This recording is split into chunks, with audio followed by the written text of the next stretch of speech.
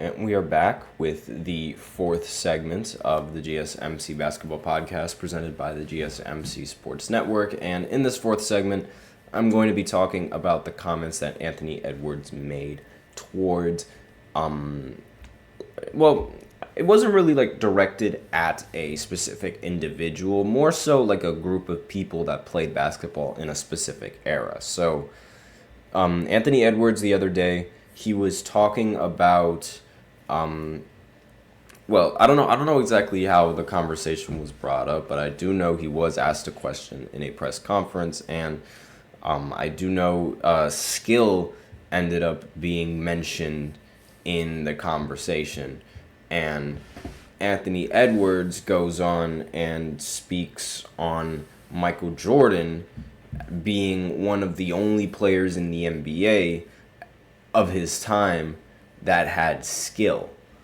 And I talked about this I think I talked about this a while ago in the segment that I did yesterday in regards to Anthony Edwards talking about these players getting drug tested, but I didn't really go into that much in depth about it. I didn't think it was that big of a deal until Magic Johnson ended up responding, because Magic clearly didn't really like the comments that Anthony Edwards made. I personally didn't agree with the statement. I felt like there were so many other players in the league back in the day that had a lot of skill, and Magic Johnson being one of them. And not to mention Larry Bird, Isaiah Thomas, as well as other NBA players, and Kareem Abdul-Jabbar that played at the time.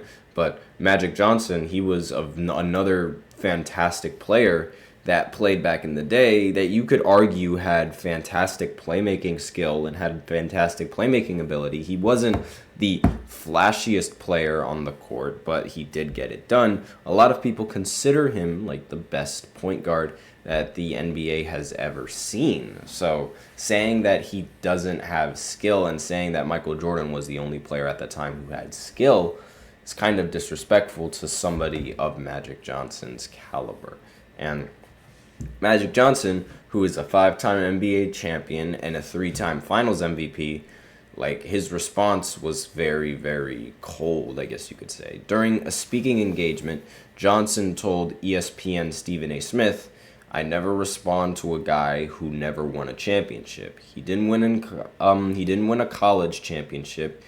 I don't even know if he won a high school championship." So already Magic is responding and going at Anthony Edwards' career and his, I guess you could say, track record, and how much he actually ends up winning in a lot of these games. And it's you can't really, Magic Johnson's just saying, okay, well, where's your hardware, right? Because Magic, he has a lot of hardware that can prove to a lot of people that he had a lot of skill in the NBA, as well as having a lot of skill in college. And I mean, winning 5 NBA championships in your career is just, it's a completely different accomplishment in of itself. And it's something that not many people can attain. On top of that, he was also able to win several MVPs. He won 3 of them, but still 3 MVPs, 3 Finals MVPs is a very impressive resume. And having that along with rings to complement your success, just ultimately it gives you the ultimate advantage in any sort of sports argument, because it's you can always be okay, well, where's your hardware? And not to mention Magic Johnson, he mentions his NBA championships. He also mentions college, and back in college in I believe it was the late 70s, and I believe 1979, when Magic played in college, he ended up winning an NCAA championship. So not only did Magic win a NBA title, he also won in college. And I mean, he's not taking any sort of disrespect from somebody who didn't win in any sort of competitive level of sport. And so Anthony Edwards, again, he was 23 years old, so you could argue that maybe he's a little too young to win a title, but Magic Johnson won when he was a rookie. Like, in his first year in the NBA, he won a title, and he also ended up picking up the Finals MVP in that year. Like, he was a very talented he was a very talented player. Like, I will say he's a very, very talented player. I mean, winning a championship is just, it takes a lot to win a championship in of itself. And not to mention his performances in a lot of these games were also very, very impressive. And I mean, like, you have to. I believe he closed out the series in 1980 with a 40-point performance in game.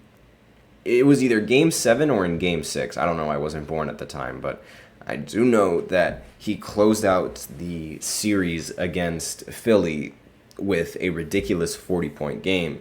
And that 40-point game, it closed the series out, it cemented his Finals MVP, and like, I mean, again, it just gives him ultimate bragging rights, because it's like, unlike Magic, Anthony Edwards didn't end up winning the championship in his rookie year, so it's not like he can really talk about winning any hardware. So that's really all that I have on this. I think Magic, he obviously has every right to respond to this with in regards to the fact of saying that he has skill, because let's face it, it's Magic Johnson. He definitely had skill back in the day, regardless of what Anthony Edwards says. So anyways, we're going to go ahead and go into a break, but after that we're going to continue with my segment going over players who I think don't deserve an MVP.